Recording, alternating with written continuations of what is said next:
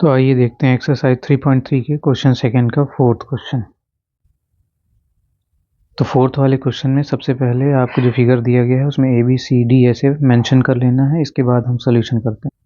सबसे पहले हम लिखेंगे angle A plus angle B is equal to है 180 डिग्री। लिखेंगे हम लोग एडजेसेंट एंगल्स आर सप्लीमेंट्री। हम लोग प्रॉपर्टी पढ़ चुके हैं। फिर एंगल ए की वैल्यू है हमारी x और एंगल बी की वैल्यू हमको 80 डिग्री दी गई है, तो इज इक्वल टू 180 डिग्री आ गया। तो 180 डिग्री माइनस 80 डिग्री करेंगे तो हमारी x की वैल्यू आ जाएगी। तो x की वैल्यू हमारी आ गई माइनस करने पर 100 डिग्री। फिर हम करेंगे नाउ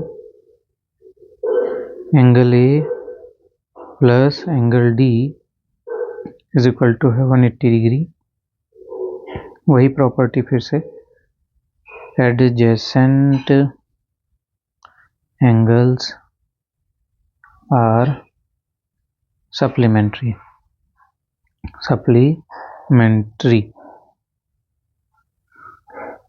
फिर एंगल ए की वैल्यू अभी हम लोगों ने x की वैल्यू निकाली है जो कि है 100 डिग्री, या फिर हम इसको ऐसा भी लिख सकते हैं x plus Y is equal to 180 degree.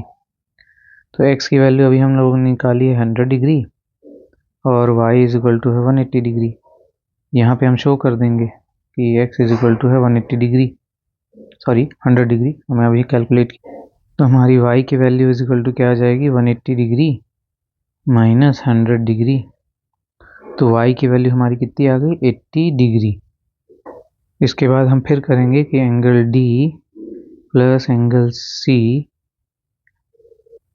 अब एंगल C को आप यहाँ पे लिख सकते हैं angle DCB is equal to है 180 डिग्री वही, और बगल में लिखेंगे एडजेसेंट एंगल्स आर सप्लीमेंट्री होता है। फिर आगे बढ़ तो एंगल D की वैल्यू हमारी थी y प्लस एंगल DCB लिखना है इज इक्वल टू है 180 डिग्री, और y की वैल्यू अभी हम लोगों ने क्या निकाली है 80 डिग्री निकाली थी। तो angle DCB is equal to है 180 डिग्री। फिर angle DCB is equal to है 180 डिग्री माइनस 80 डिग्री। तो माइनस करेंगे तो एंगल DCB की वैल्यू हमारी आ जाएगी 100 डिग्री। अब इसके बाद हम लिखेंगे कि एंगल DCB नाउ कर दीजिएगा चाहे यहाँ से, angle DCB plus angle Z is equal to है 180 डिग्री। अब ये कहाँ से आया, तो बाय लीनियर पेयर लिख दीजिएगा। लीनियर पेयर में क्या होता है, दो अगल बगल के एंगलों का सम 180 डिग्री होता है लीनियर पेयर से। तो DCB हमने कितना निकाला है 100 डिग्री निकाला है, plus angle Z as it is रख देते हैं इज इक्वल टू है 180 डिग्री आ गया।